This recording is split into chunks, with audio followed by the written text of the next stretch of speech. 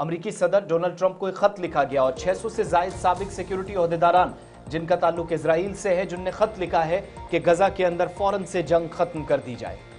जी हाँ, बिल्कुल नाज़रीन, जहां पर बात करें इसराइल और गजा में जिस तरीके से हमास के बीच में लगातार ये जंग लगभग 22 महीने इस जंग को हो गए, जहां पर 60,000 के करीब लोगों की अभी तक जान चली गई है और कितने ही मासूम बच्चे, नवजायद बच्चे, और खबर ये भी आई थी कि अपने बर्थडे या आलमी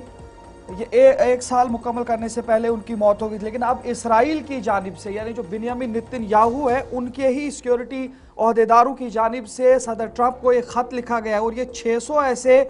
साबिक सिक्योरिटी ओहदेदार हैं जिन्होंने अमेरिकी सदर डोनाल्ड ट्रंप को खत लिखकर गजा में जंगबंदी करवाने का मुतालबा कर दिया है। अगर इसराइली मीडिया के माने तो उनके मुताबिक मोसाद के साबिक चीफ, इसराइल की दाखिली खुफिया एजेंसी शाबाक यानी शीन बैत के साबिक चीफ और आईडीएफ के साबिक नायब सरबराह ने इतवार को ये ऐलान किया। उन्होंने अमरीकी सदर डोनाल्ड ट्रंप को एक खत में भेजा है जिसमें मुतालबा किया गया कि वो इसराइली वज़ीर आज़म बिन्यामिन नेतन्याहू को मौजूदा जंग खत्म करने के लिए दबाव डालें। अगर बात करें तो नामी ग्रुप की क़यादत ये करते हैं जिन्होंने एक खत लिखा है। नामी ग्रुप की क़यादत ये लोग करते हैं। 600 से ज्यादा साबिक सीनियर सिक्योरिटी एहलकार हैं जो बहुत लोग मानते थे इनमें से कि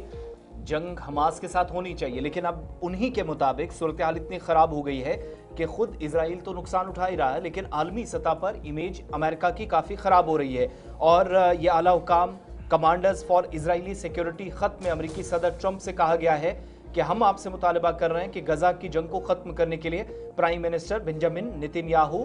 के ऊपर दबाव डालें। आपने ये काम लबनान में किया था, अब वक्त आ गया है कि गजा में भी यही किया जाए। खत में यह भी कहा गया कि हमारा पेशावराना तज्जिया है कि हमास अब इजराइल के लिए कोई खतरा नहीं है। हमास पहले के मुकाबले बहुत कमजोर हो चुका है। यह पहला मौका नहीं है कि इस ग्रुप ने हुकूमत पर दबाव डाला हो, बल्कि अपने हिकमत अमली में तब्दीली लाए और इजराइल पर यरगमालियों की वापसी और गजा में जंगबंदी खत्म करके शहरियों के पुरअमन तरीके से वापसी, ये सारी चीज़ें यकीनी बनाने के लिए ट्रंप इंतजामिया से वही एहलकार, वही अफसरान, सिक्योरिटी ओहदेदारान अब बात कर रहे हैं जिन्होंने इस जंग की पहले हिमायत भी की थी। लेकिन उनका ज़ाती तौर पर यह भी मुशाहिदा है कि इस जंग से इजराइल के साथ साथ अमेरिका ने भी नुकसान उठाया है।